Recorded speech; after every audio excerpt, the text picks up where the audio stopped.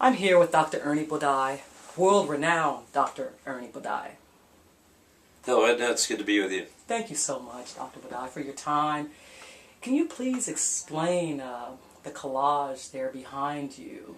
What I'm sitting in front of is basically a compilation of what we've managed to accomplish with the breast cancer research stamp. As you know, it was introduced in 1998 after a major legislative effort in the U.S. Congress because the Postal Service didn't want to issue a fundraising stamp because they thought if they did it for one issue, they'd have to do it for other issues as well.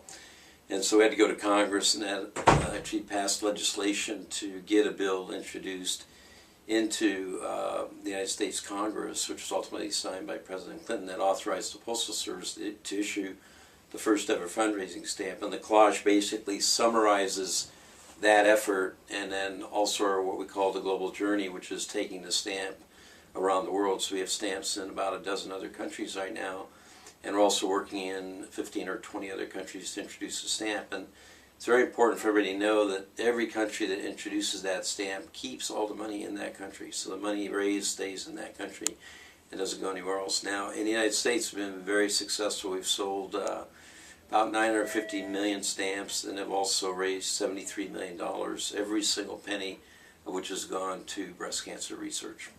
And could you tell me a little bit about the projects that the stamp has funded? Well, yes, actually it's done some amazing things. We have made discoveries that are applicable not only to breast cancer but also colon cancer and ovarian cancer as well. So basically we're funding cancer on a very broad front. Not just, we're doing it under the guise of breast cancer because that's my particular passion, as is yours, but it's actually affecting all cancers. And we've done genetic analysis of various cancers. We've developed targeted therapies for breast cancer and other cancers as well.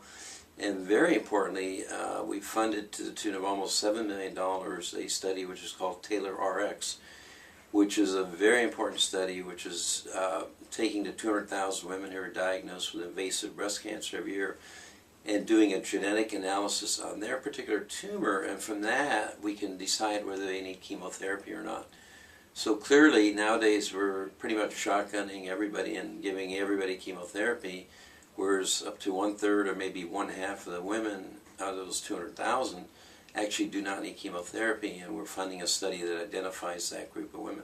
That's fantastic. Oh, I'm so proud of that because, you know, I think that, you know, surgery's a horrible part of treatment, radiation's a bad part of treatment, but by far the worst and most toxic part of the treatment of breast cancer is chemotherapy.